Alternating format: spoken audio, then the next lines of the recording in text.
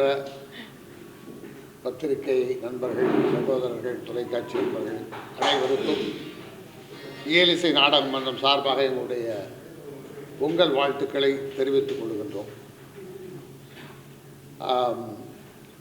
இன்றைக்கு உங்களை அழைத்திருப்பதனுடைய முக்கிய காரணம் என்னவென்றால், நம்முடைய தமிழகத்தினுடைய முதலமைச்சர் அவர்கள்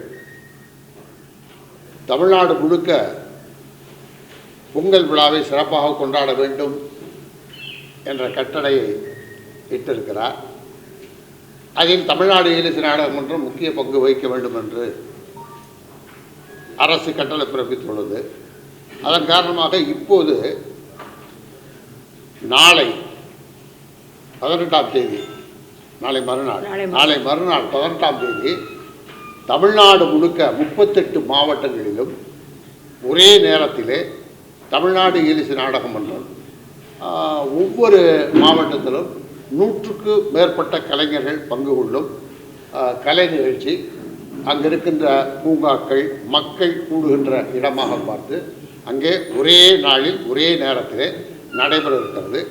இதற்கு அந்தந்த மாவட்ட ஆட்சியர், அந்த மாவட்டத்தில் இருக்கின்ற அமைச்சர்கள், நாடாளுமன்ற சட்டமன்ற உறுப்பினர்கள், உள்ளாட்சித்துறையினுடைய நகராட்சி நிர்வாகிகள் அனைவரும் கலந்து கொண்டு சிறப்பாக இதை நடத்துகின்ற எண்ணத்தோடு இதை நாங்கள் செயல்வடிவில் கொண்டு வருவதற்காக இன்றைக்கு இங்கே இயலிசை நாடக மன்ற வளாகத்திலேயே அந்த விழாவை தொடங்கி இருக்கின்றோம்.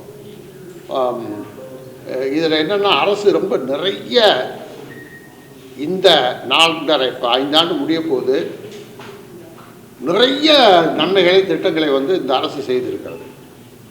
இது தமிழ்நாடு சங்கீத நாடக மன்றம்னு தான் இந்தியா முழுக்க இருக்குது. இது ஸ்டேட், எல்லா ஸ்டேட்லேயும் இருக்குது. இது 1973 நம்முடைய முத்தமிழர் கலைஞர் முதலமைச்சராக வந்தபோது தமிழ்நாடு இயல் இசை நாடக மன்றம்னு மாற்றி இந்த பெயரை வச்சார். அதிலிருந்து இது இந்த தமிழ்நாடு இயல் இசை நாடக மன்றமாக தன்னுடைய பணியை செய்து கொண்டிருக்கிறது. அவர் இருக்கும்போது நிறைய திட்டங்களை உருவாக்கினார்.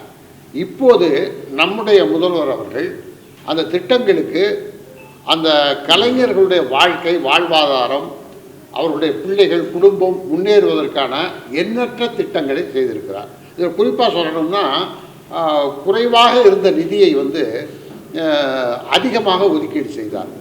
ஆண்டுதோறும் 3 கோடி கொடுத்து கொண்டிருந்த திட்டங்களை எல்லாம் 4 கோடியாக உயர்த்தினார். அதுபோல் ஆடை ஆபரணங்கள் அந்த கலைஞர்களுக்கு கொடுக்கறது, இசைக்கருவிகள் கொடுக்கறது, அதெல்லாம் ஆண்டுதோறும் 500 பேருக்கு 5000 ரூபாய் கொடுத்துக்கிட்டு இருந்தோம். இப்போ அதை நம்முடைய ஆட்சி தளபதியார் அவர்கள் முதல்வராக வந்தவர்கள் 10,000ஆக அதை மாற்றியிருக்கிறார். இப்படி நிறைய திட்டங்கள். அது மட்டும் இல்லாமல் வருஷத்துக்கு பென்ஷன், நிதி உதவி, நலிந்த கலைஞர்களுக்கு நிதி உதவி 2000ஆக இருந்ததை 3000ஆக உயர்த்தினார். ஒவ்வொரு ஆண்டும் 1000 பேருக்கு அனுப்பிச்சுக்கிட்டே இருக்கும்போது முதல்வர்கள் கேட்டார்கள், எவ்வளோ பேர் கலைஞர்களுடைய பெட்டிஷன் வந்துகிட்டு இருக்குன்னு. மனுக்கள் வந்துட்டு இருக்குங்க. அதில் பரிசீலனை செய்து ஆண்டுதோறும் இவ்வளோ பேர் அனுப்பிச்சிட்ருக்கோம் அப்படின்னா 500 பேர் அனுப்பிச்சிட்ருக்கோன்னு சொன்னோம். அப்போ சொன்னார், எவ்வளோ மனுக்கள் வந்திருக்குன்னாரு. ஒரு 2500 மனுக்களுக்கு மேலே வந்திருக்கு அப்படின்னு. எல்லாமே தகுதி உள்ளதாக இருக்கிறதா, எல்லாமே கஷ்டப்படுற கலைஞர் தான், அவ்வளோ பேருக்கு கொடுத்துருங்க என்று இந்த முறை வந்த மனுக்கள் அத்தனைக்கும் 9 கோடி ரூபாய் நிதி ஒதுக்கீடு கொடுத்தாரு. அது கலைஞர்களுக்காக. இதில் இப்போ நாங்கள் தமிழ்நாடு இயலிசை நாடக மன்றமும் தமிழ்நாடு நாட்டுப்புற நல வாரியத்திற்கும் நான் தலைவராக இருக்கின்றேன். தமிழ்நாடு இயலிசை நாடக மன்றத்தினுடைய செயலாளராக அம்மையார் அவர்கள் இருக்கின்றார்கள். இப்போ எங்களுக்கு என்னென்னா, அடிப்படையில் இந்த கலைஞர்கள் படுகின்ற துன்பங்களை உடனடியாக எடுத்து கொண்டு போய் எங்கள் துறை அமைச்சரிடமும் தமிழக முதல்வரிடமும் துணை முதல்வர் சொல்லும்போது அவ்வளவு அருமையாக அதை உடனே செயல்படுத்துகிறாங்க. அது மாதிரி மிக சிறப்பாக செயல்பட்டு கொண்டு இருக்கின்ற மன்றத்தினுடைய பணிகளை மக்களுக்கு கொண்டு சேர்க்க வேண்டும் என்ற ஒரே எண்ணத்தோடு தான் இன்றைக்கு உங்களையெல்லாம் சந்தித்து சொல்ல வேண்டும் என்று இந்த கூட்டத்தை கூட்டியிருக்கிறோம். கலைமாமணி அவர்கள் திரைத்துறை சார்ந்தவர்களுக்கு அதிகமாக அவங்களை கௌரவப்படுத்திருக்கோம். ஆனால் திரைத்துறை சார்ந்த செய்தித்துறை திரைப்படத்துறை சார்ந்தவர்கள் நடிகர் நடிகைகள் இயலிசை நாடக மன்றத்துக்கு என்ன பண்ணியிருக்காங்க? நீங்க அவங்களுக்கு கலைமாமணி விருது கொடுத்து கௌரவிக்கிறீங்க, மரியாதை செய்றீங்க, எல்லாம் செய்றீங்கல்ல. அவங்க இந்த இந்த அமைப்புக்கு என்ன செய்யணும்? இல்ல என்ன செய்யணும்னு நீங்க எதிர்பார்க்க? இல்லை திரைத்துறை இது வந்து தமிழ்நாடு இயலிசை நாடக மன்றம் அரசு சார்ந்தது.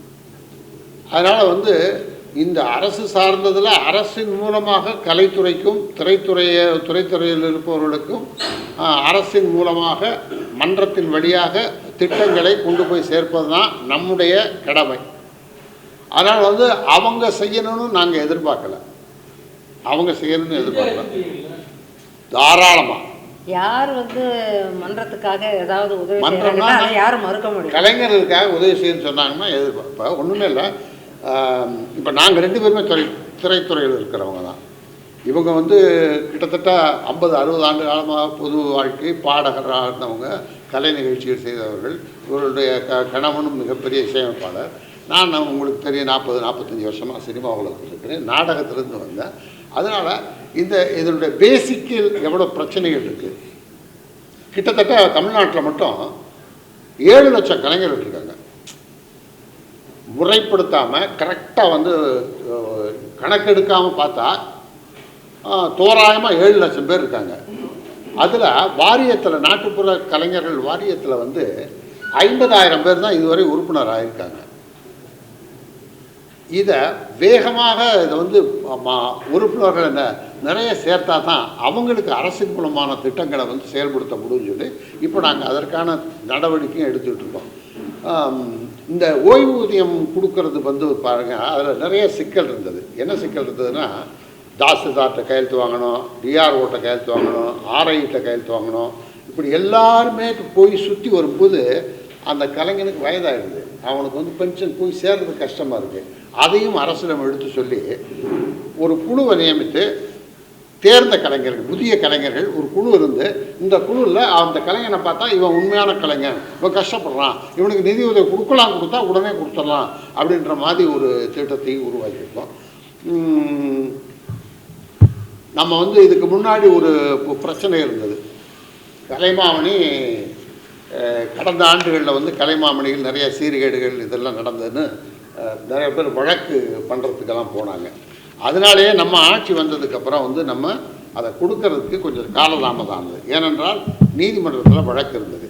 அதுக்கப்புறம் ஒரு குழுவை அமைச்சு நீதிமன்றம் என்ன கேட்டுக்கொண்டதோ அதற்கு தகுதியானவர்களை தான் கலைமாமணி தேர்ந்தெடுக்கிறதா அப்படின்றத அவங்க சொன்னதுக்காக ஒரு குழு அமைத்து அந்த குழு மூலமாக தகுதியானவர்கள் தகுதியற்றவர்கள் இதெல்லாம் வந்து தீர்மானித்து அதை அரசுக்கு அனுப்பிச்சு அரசு ஆணை பெற்று ஒரு ஜிஓ பெற்றதுக்கப்புறம் தான் நாங்கள் இப்போ அந்த 3 ஆண்டுக்கு சேர்த்து 21, 22, 23 3 ஆண்டுக்கு தேர்வு செய்து ஆண்டுக்கு 30 பேர் அப்படின்னு இது பண்ணி கொஞ்சம் குறைச்ச முதல்ல எண்ணிக்கை நிறையா இருந்தது.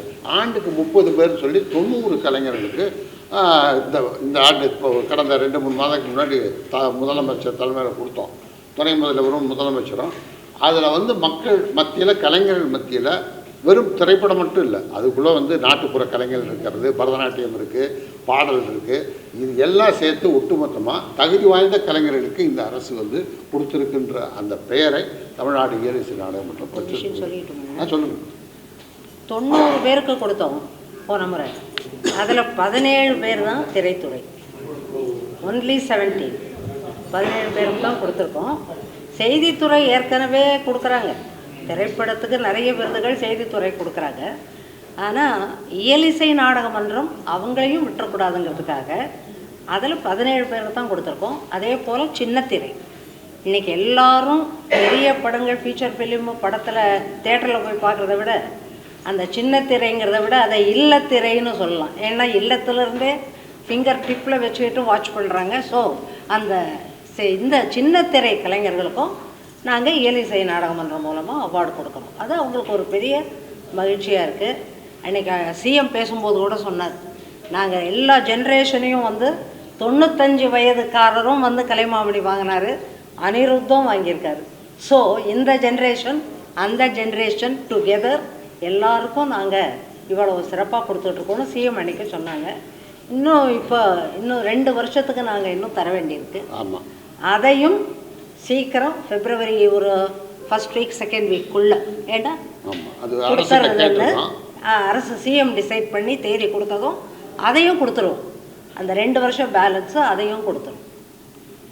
எடுத்துக்காட்டுக்கு நீங்கள் பார்த்தீங்கன்னா இப்போ அனிருத்துக்கும் இந்த ஜென்ரேஷன் கொடுத்தோம். அதில் நிறைய விட்டு போயிருந்த தேடி பார்க்கும்போது ஸ்டண்ட்டு டைரக்டர் சூப்பராயர் வாங்கவே இல்லை. அவர் 40-50 ஆண்டு காலத்துக்கு முன்னாடி இருந்திருக்காரு. அவர் பசங்கள்லாம் வந்து இன்றைக்கி வந்து வாங்கிட்டு இருக்காங்க. சூப்பராயனை தேர்வு செய்து அவங்களுக்கு கொடுத்தோம். அதே மாதிரி நம்ம இந்த ஜெயா அவர்கள், நம்ம குகநாதன் பிசி குகநாதனுடைய துணைவியாருக்கு வாங்காமல் இருந்தார். அந்த மாதிரி தேடி பிடிச்சி நல்ல கலைஞர்கள், மூத்த கலைஞர்கள் எல்லாத்தையும் பண்ணிகிட்ருக்கோம். மாவட்டம் தோறும் நாங்கள் போய் மாவட்ட ஆட்சியரை சந்தித்து அங்கே இருக்க பிரச்சனைகளை அந்தந்த மாவட்டங்களில் இருக்க கலைஞர்களை வர வச்சு கலெக்டரையும் உட்கார வச்சு அங்கே இருக்க பிரச்சனைகளை கலெக்டர் மூலமாக தீர்க்கிற மாதிரி இருந்துச்சுன்னா கலெக்டரை வச்சே பேசி அதை முடிச்சிடணும். இல்லை அரசுக்கு கொண்டு வரணும்னா அரசுக்கு கொண்டு வந்து அதை வந்து நிவர்த்தி செஞ்சுட்டு நல்லபடியாக போயிட்டுருக்கு. நிறைவாக இருக்குது. ஆமாம். 2500 பேர் ஆமாம்.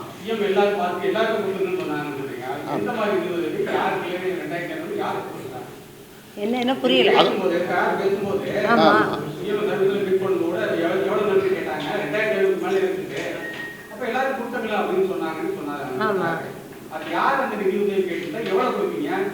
அதாவது கலைஞர்கள், அதாவது கிராமிய கலைஞர்கள், நாட்டுப்புற கலைஞர்கள், நாடக நடிகர்கள், திரைக்கலைஞர்களாக கூட இருக்கலாம்.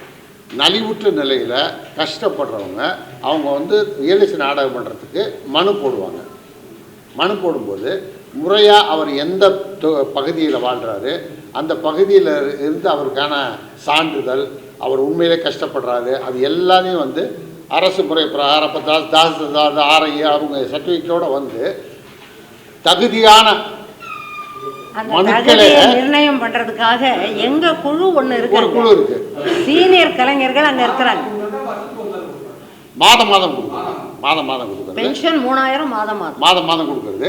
அது அவ்வளவு தகுதியான மனுக்கள் வந்தும் அதை கொடுக்க முடியல. என்னன்னா ஒரு ஜிஓ இருந்தது, ஆண்டுக்கு 500 பேருக்கு தான் கொடுக்கணும் அப்படின்ற மாதிரி இருந்தது.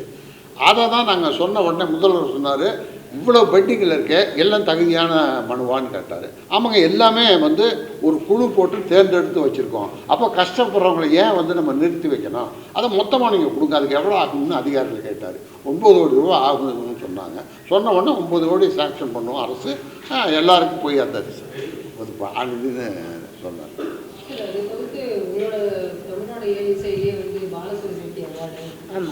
பாரதியார் அவார்டு இந்த முறையும் கொடுப்போம்மா. இப்போ இந்த 60 பேருக்கு கொடுக்க வேண்டியிருக்கு. அதாவது 2 வருஷம் கலைமாமணி அதை பிளான் பண்ணி ரெடி பண்ணிக்கிட்டு இருக்கோம்.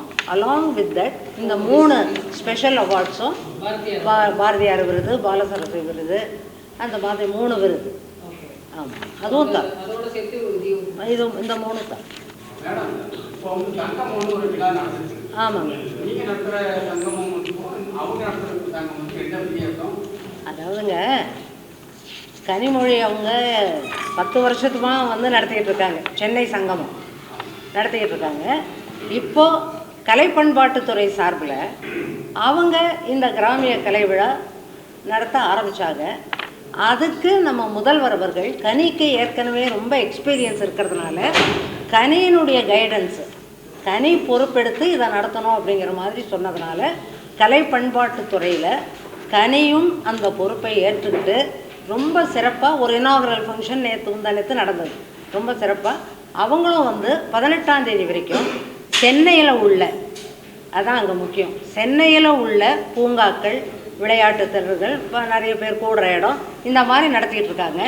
நாங்கள் இயலிசை நாடகமன்றத்தை பொறுத்த வரைக்கும் 2 வருஷமாகவே நாங்கள் தமிழ்நாடு முழுக்க 38 மாவட்டத்தில் 1 வாரம் டைம் கொடுத்தோம். நாங்கள் அதாவது 14லேருந்து 18க்குள்ளே எந்த தேதி அங்கே லோக்கலில் உள்ளவங்களுக்கு வசதிப்படுதோ அந்த தேதியில் நடத்தலாம். ஆனால் இந்த முறை சிஎம் என்ன அபிப்பிராயப்பட்டாங்கன்னா, ஒரே தேதியில் 18ஆம் தேதி இயலிசை நாடகம் மன்றம் 38 மாவட்டத்துலேயும் நடத்தணும் அப்படின்னு சொன்னாங்க. அதுக்காக ஒரு பெரிய மீட்டிங் செக்ரட்டரியேட்டில் போட்டு அது போயிட்டு நாங்கள் கலந்துக்கிட்டோம்.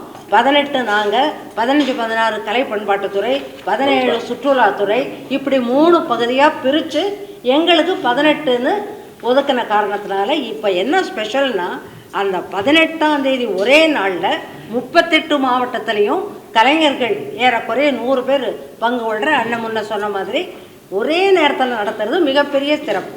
இதுக்கு காரணம் இந்த முறை சிஎம் வந்து அதை கையில் எடுத்துக்கிட்டு இப்படி சுற்றுலாத்துறை, கலை பண்பாட்டுத்துறை, தமிழ்நாடு இயலிசை நாடகம் மன்றம் அப்படி பிரிச்சுட்டாங்க. பிரித்து இந்த பொங்கல் ஹாலிடேஸு அத்தனையும் கலைஞர்கள் பங்கு பெறணும், அவங்க பயன் பெறணும் அப்படின்னு இதை உருவாக்குனாங்க. அப்படி பண்ணிகிட்டு இருக்கோம். இப்போ நம்ம ஒரு திருவிழா இங்கே நடந்துருச்சு.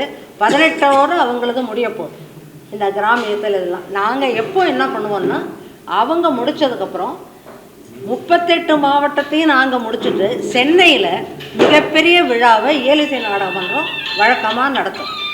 அந்த விழா இந்த முறை 22, 25, 26 இல்லைன்னா 25, 26 3 நாள் இப்போ நாங்கள் நடத்த போகிறோம்.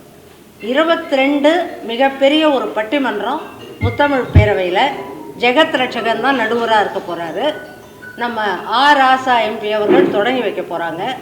நெல்லை ஜெயந்தா உட்பட மிகப்பெரிய கவிஞர்கள் பங்கு பெறுறாங்க அதில், அந்த பட்டிமன்றத்தில். அது 22 முத்தமிழ் பேரவை. அதுக்கப்புறம் அண்ணன் 25, 26 சொல்லி 25, 26 கலைவாணர் அரங்கத்தில் இசை நிகழ்ச்சி, நாட்டிய நிகழ்ச்சி. பெரிய நித்யஸ்ரீ, ஊர்மிளா சத்யநாராயணன், திருவாரூர் பக்தவசலம் அவங்களோட நிகழ்ச்சிகள், கலை பாடல், இசை, நாட்டியம், அந்த மாதிரி நிகழ்ச்சி. இப்போ இதுக்கு வந்து என்ன பண்ணார், 38 மாவட்டத்துக்கு 2 கோடி ரூபாய் நிதி ஒதுக்கீடு செய்து, இதில் ஹைலைட் என்னன்னா, அந்தந்த மாவட்டத்தில் இருக்க கலைஞர்கள் இருக்காங்கல்ல, அந்த கலைஞர்கள் வந்து பயன்பெறுவதற்காக வந்து இந்த திட்டம் வந்து பெரிய உதவியாக இருக்குது. அந்தந்த மாவட்டத்தில் இருக்க கலைஞர்கள் பங்கு பெறுவதற்கு. அதோடு என்னென்னா, நமக்கு வந்து 15, 16, 17 முடியுது. பொங்கல் முடிஞ்சுன்னா 18ஆம் தேதி ரிலீஃபாக இருப்பாங்க. பெரிய நிகழ்ச்சி நிறையா இருக்காது. அப்போ கொடுக்கும்போது நம்ம கொடுக்குற ஊதியமும் அவனுக்கு போய் சேருது, தொழிலும் செய்கிற மாதிரி இருக்குது. அது ஒரு பயனுள்ளதாக இருக்கும். இன்னொன்று, விழாக்கள் தோறும் நடத்துகிறத தாண்டி இயலிசை நாடக மன்றத்தோட வேலை என்னென்னா, எப்பயுமே நடத்திக்கிட்டே இருக்கணும். இதுதான் முதல்வர் சொல்வது. நீங்கள் அவங்களுக்கு வேலை கொடுக்குறீங்க, விழா கொடுக்குறீங்க, அவங்களுக்கு வேலை கொடுத்து கொண்டே இருக்கிறீர்கள். அதுக்கு தான் நீங்கள் இருக்கீங்க. மன்றம் இருக்குது. ஏதாவது ஒரு நிகழ்ச்சியை ரெடி பண்ணணும். எல்லா நிகழ்ச்சிகளிலும் அரசுடைய நிகழ்ச்சி, எல்லா துறையில் வர நிகழ்ச்சிகளிலும் நீங்கள் வந்து கலைஞர்களை பயன்படுத்துங்க, அவங்க குடும்பம் நல்லா இருக்கட்டும் அப்படின்றது. இன்னொரு செய்தி என்னென்னா, எல்லா கலைஞர்கள் வீட்டு இப்போ ஒரு 20-30 வருஷத்துக்கு முன்னாடி அவங்கவுங்க கலையை மட்டும் பார்த்துக்கிட்டு, தொழிலை மட்டும் பார்த்துட்டு அப்படியே இருந்தாங்க. ஆனால் இன்றைக்கு வந்து இப்போ பாடிட்டு இருந்தாங்கல்ல பசங்க, நீங்கள் பார்த்தீங்கல்ல, அந்த கலைஞர்கள்லாம் பார்த்தா எல்லாருமே படித்தவங்க, எல்லாம் டிகிரி முடிச்சுட்டு பல துறைகளில் வந்து நல்லபடியாக படிச்சுக்கிட்டு இந்த தொழிலை விடாமல் இருக்காங்க.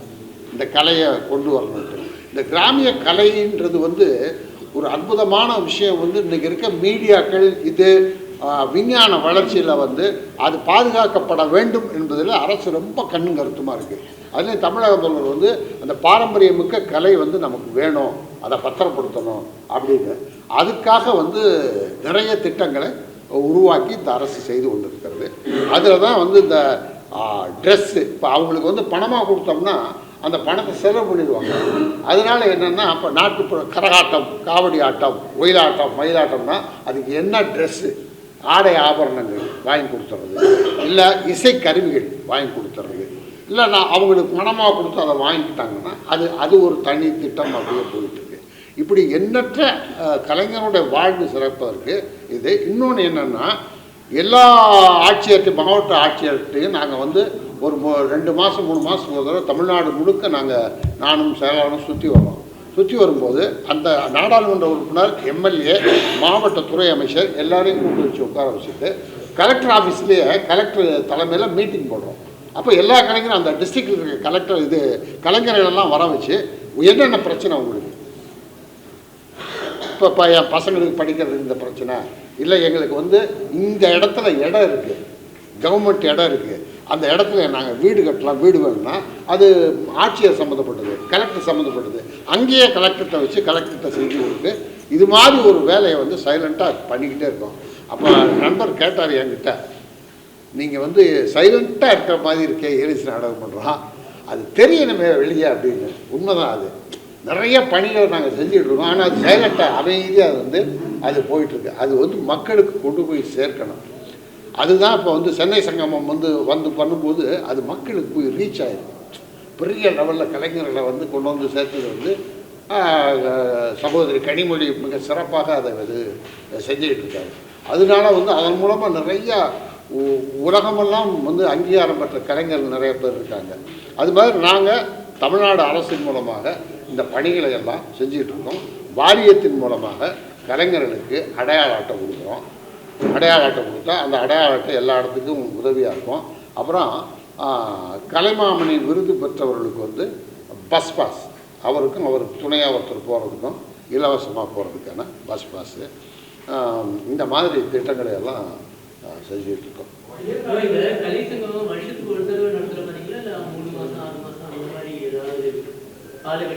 எதுங்க சார்?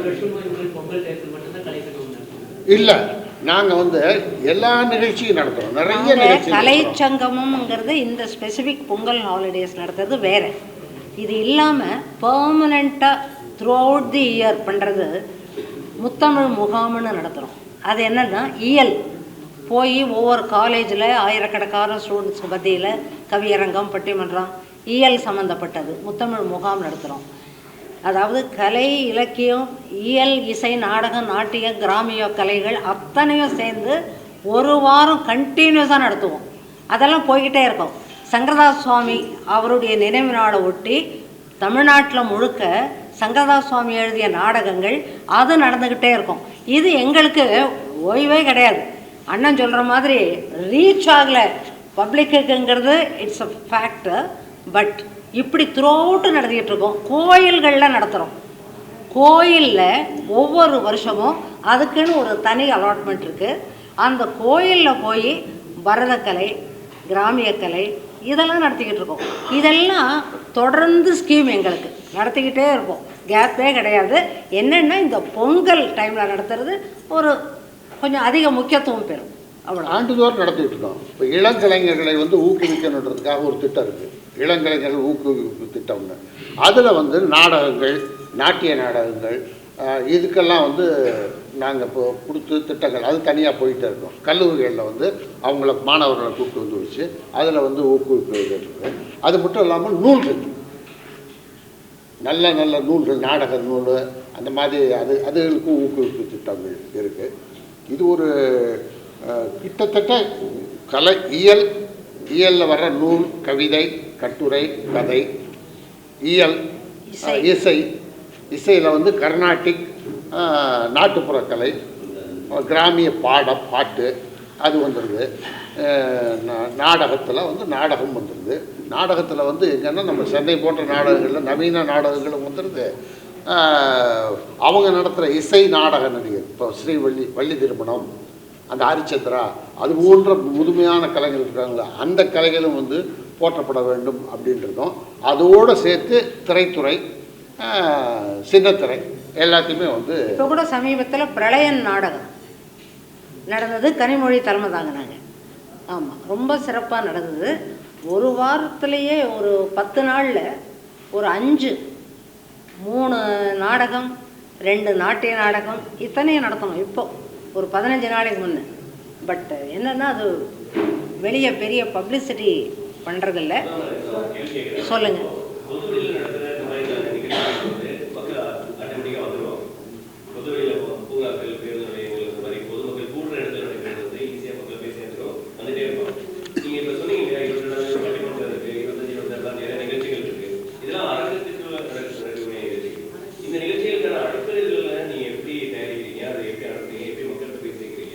இல்லை, இப்போ என்னென்னா ஆமாம், அது இல்லை, அதில் கூட ப்ரெஸ்ஸு கம்ப்ளீட்டாக வந்து வராங்க அரங்கத்தில். இப்போது ஒரு மிகப்பெரிய ஒரு ஃபியூஷன் கலைவாணர் அரங்கத்தில் ஸ்டீஃபன் டெவசி பற்றி உங்களுக்கு தெரியும்.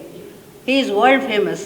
Stephen Devassy along with Rajesh Vaidhya fusion Kalaivanar அரங்கத்தில் தான் அது நடத்த முடியும், அந்த சார்ட் ஆஃப் ப்ரோக்ராம். ஸோ அதுக்கே ஃபுல் ஹவுஸ் கலைவாணர் அரங்கம். நாங்கள் எதுவும் வந்து வேறு மாதிரி ஆர்கனைஸ் பண்ணி கூட்டத்தை கூப்பிட்றதில்ல. இந்த மாதிரி ஒரு ஃப்யூஷன் நடக்குதுன்னா மியூசிக் லவர்ஸ் ஆட்டோமேட்டிக்காக அவங்க வராங்க. அது தனி ஒரு கொஞ்சம் லெவல் வேறு. நீங்கள் இப்போது கோயிலில் நடத்தும்போது எங்களுக்கு எவ்வளோ பெரிய ப்ளஸ் பாயிண்ட்டுனா, வர்ற பக்தர்கள் எல்லாருமே வந்து ரொம்ப ஆர்வமாக உட்காந்து அந்த பரதநாட்டிய நிகழ்ச்சி, இசை நிகழ்ச்சி இதெல்லாம் கேட்குறாங்க. ஸோ இயலிசை நாடகமன்ற சார்பில் கோயில்லையும் இதெல்லாம் நடக்குது. திறந்த வெளிகளில் இப்போ நான் சொன்னேன், ஒரே வாரத்தில் கிராமிய கலை, பரதநாட்டியம் எல்லாமே திறந்த வெளி அரங்கத்தில். இப்போ எங்கள் அரங்கம் வெளியே திறந்த வெளி அரங்கம், இது ஆல் ஆர் வெல்கம். நல்லா வெளியெல்லாம் போஸ்டர் அடித்து பேனர் கட்டி பண்ணால் பப்ளிக் எல்லாம் வந்துடுவாங்க. இங்கே அவ்வளோ பெரிய கூட்டம் வரும். அது ஒரு வாரம் கண்டினியூஸாக நடத்துவோம். அதனால் நீங்கள் சொல்கிறது கலைவாணர் அரங்கம் அப்படிங்கிறது ஒரு வருஷத்தில் ஒரு தடவை, அவ்வளவுதான். கொஞ்சம் பெரிய இந்த மாதிரி நான் சொன்னேனே அந்த மாதிரி ஃப்யூஷன்ஸு அப்படியெல்லாம் நடத்துறதுக்கு இதுதான் பிளான். இதில் வந்து நமக்கு எல்லாத்துக்கும் அனுப்பிச்சிடுறோம். எல்லா நிகழ்ச்சிக்கும் பத்திரிக்கை, தொலைக்காட்சி எல்லாத்துக்குமே வந்து தகவல் கொடுத்துட்றோம். நம்ம இன்விடேஷன் அனுப்பிச்சி வச்சுட்றோம். அது தொடர்ந்து அது நல்லபடியாக நடந்துகிட்ருக்கு. அடிப்படையில் மன்றத்தோட மிக முக்கியமான ஒரு இது என்னென்னா, அடிப்படையில் ரொம்ப கஷ்டப்படுற கலைஞர். சினிமாவை விட்டுருங்க, சின்னத்திரை, தொலைக்காட்சி அதெல்லாம் விட்டுருங்க. அது வந்து நமக்கு தெரியும், சினிமாவில் புகழ் உச்சிக்கு போகும், கீழே வரும், மேலே போகும். ஆனால் இந்த கலைஞர்கள் இருக்காங்களா, அவங்களுக்கு அந்த தொழிலை விட்டால் வேறு எதுவுமே தெரியாது, அது மட்டும்தான். அப்போ அதை எவ்வளோ நாள் அவன் அதை செய்ய முடியும் அப்படின்றது இருக்குது, அவனோட ஹெல்த் இருக்குது. அப்போ அது வந்து அவன் மிஞ்சி போகிறனா இயல் இசை. நான் இப்போ இந்த ஸ்ரீ வழி திருமணம், ஹரிச்சந்திரா போன்ற நாடகங்களில் நடிக்கிறவங்க வந்து பயங்கரமாக பாடணும், இரவு முழுக்க முழிச்சிருந்து நாடகம் நடத்தணும். அவன் வந்து 40 வயது 45 வயதில் வந்து அவன் ஓய்வு பெறும் நிலைக்கு வந்துடுறான். அதுக்கு மேலே அவனுக்கு வந்து சம்பாதிக்கிறதுக்கான உடல்நிலையும் வந்து இதாகிடும். அப்போ அந்த குடும்பம் வந்து பாதி தூரத்தில் வந்து முக்கால்வாசி இன்டர்வல் முடிஞ்சு கிளைமேக்ஸ் ஆரம்பிக்க முதல்லையே வந்து படம் முடிஞ்ச ஆரம்பிச்சிருக்கோம். அப்படி ஒரு நிலைமை அவனுடைய குடும்பத்துக்கு வந்துடுது. அதை காப்பாற்றணும், அந்த குடும்பத்தை காப்பாற்றணும்.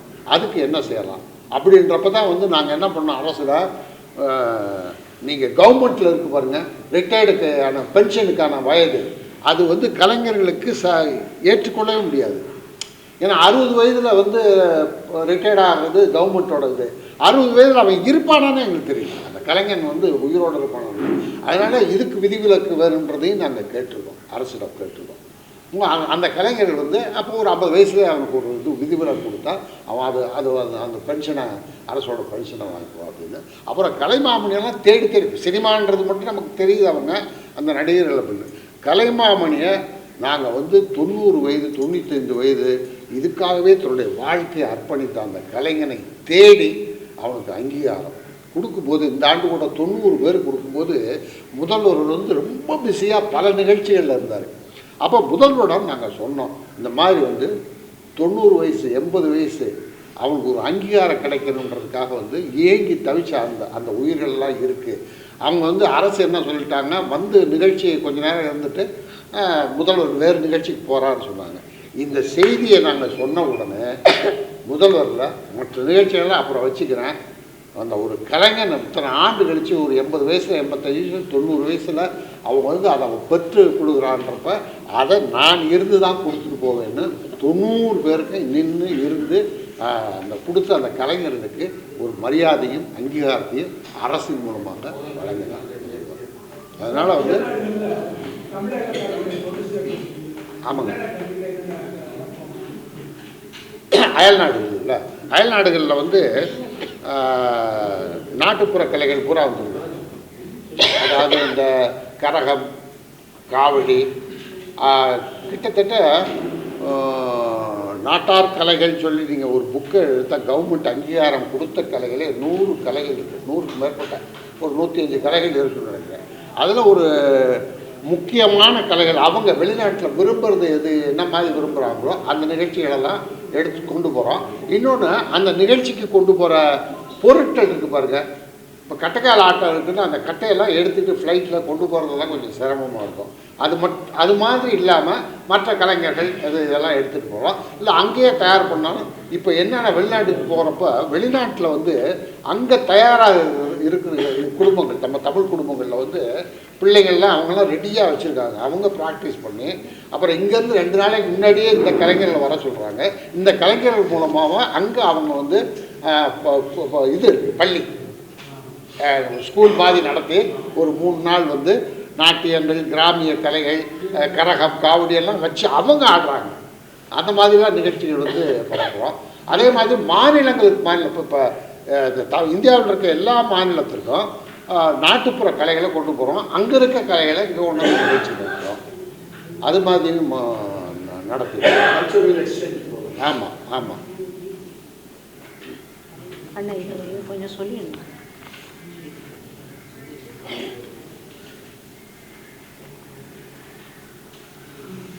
அது மாதிரி மறைந்த கலைஞர்களுடைய வாரிசுதாரருக்கு குடும்ப பராமரிப்புக்கு இந்த நம்ம அரசு வந்ததுக்கப்புறம் 25,000 ரூபா குடும்ப பராமரிப்பு நிதி உதவி வழங்குறது இருக்குது.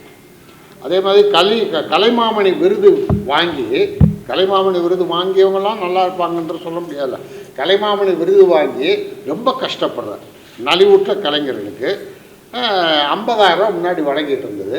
அதை நம்முடைய முதல்வர் வந்ததுக்கப்புறம் 1 லட்சமாக உயர்த்தி ஆண்டுக்கு 10 பேருக்கு 10 கலைமாமணி தேர்ந்தெடுத்து அந்த 10 பேரை வர வச்சு அவங்களுக்கு 1 லட்ச ரூபா கொடுக்குற மாதிரி திட்டங்கள் எல்லாம். அதாவது தேடி நாங்கள் பார்க்குறோம். நமக்கு இப்போ எனக்கும் சரி அவங்களுக்கும் சரி இந்த கலைஞர்களுடைய துன்பம், அவங்க பேக்ரவுண்டு வெறும் கலை முன்னாடியில் வந்து மேக்கப் போட்டு ஆடுறாங்க அப்படின்றதுக்கு பின்னாடி இருக்குல்ல அவங்களுடைய பேக் சைடு, அது எங்களால் நிச்சயம் முழுக்க உணர முடியும். அது எங்களுக்கு தெரிஞ்சிருக்கிறதுனால அதெல்லாம் ஈஸியாக நாங்கள் நோட் பண்ணி கவர்மெண்ட்டை சொல்கிறோம், முதல்வர்கிட்ட எடுத்துகிட்டு போகிறோம். அவங்க அதை மிக சிறப்பாக வந்து எல்லாமே செய்கிறாரு. அதில் வந்து எத்தனையோ பணிகளுக்கு இடையில் இந்த கலைக்கு மிகப்பெரிய முன்னுரிமையை இந்த அரசும் முதல்வர் அவர்களும் கொடுத்து வர்றாங்க. அது எந்த நேரத்தில் நாங்கள் கேட்டாலும் உடனே அதிகாரிகளை கூப்பிட்டு இதெல்லாம் செய்யுங்க, உங்கள் கேட்குறத அதை செய்யுங்க அப்படின்னு சொல்லி சொல்கிறாரு. அதனால் சிறப்பாக போயிட்டுருக்கு.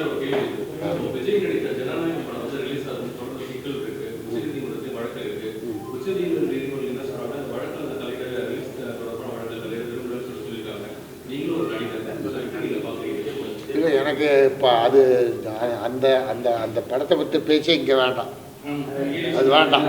இது அரசு நிகழ்ச்சியில் அரசு சம்மந்தப்பட்ட அது தனியாக சொல்கிறோம்.